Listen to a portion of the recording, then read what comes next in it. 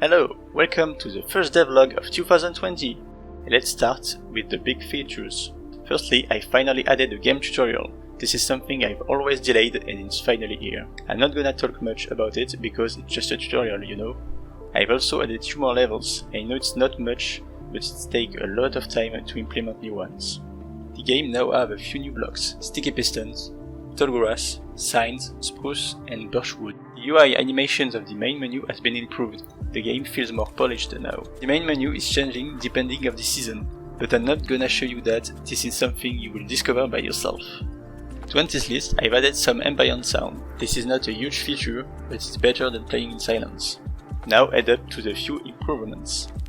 I've improved the loading scene method. Now every level loads smoothly without freezing the game. Also, now, when you start the game for the first time, the graphics settings are in medium instead of ultra. I think this is way better for low-end computers. Let's talk about AI for a few moments. Yeah, the enemy AI has been renewed again. When making the game tutorial, I realized that the enemy were able to see and attack the player even if you are behind the wall. If you are using Unity, you probably know about colliders set to trigger. If you are not familiar with that, just think about an invincible box. The code is executed whenever something enters inside. The problem is that the function used registers every single object inside the box, even if you are behind an obstacle. So I fixed this issue by implementing a raycast detection.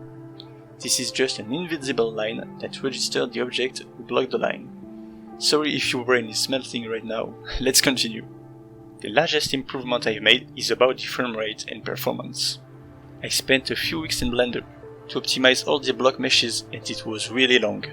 The game contains 22 characters and more than 150 blocks. Basically, I've just removed the extra geometry of each model. So I'm proud to say that the frame rate improved of 29%.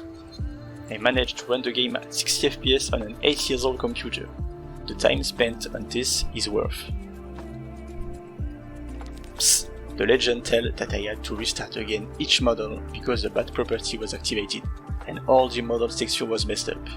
But you know, this is just a legend. To end this devlog, here is all the bugs and issues that I fixed. You can pause the video to see everything in detail. So now, what new feature will be added to the game? The answer is no more features. If I spent more time working on new features, the game will never be released, I think. So I'm gonna keep things simple and just continue to add new levels. I have some bad motivation at the moment, so don't expect to get the game quickly, but I promise to finish it.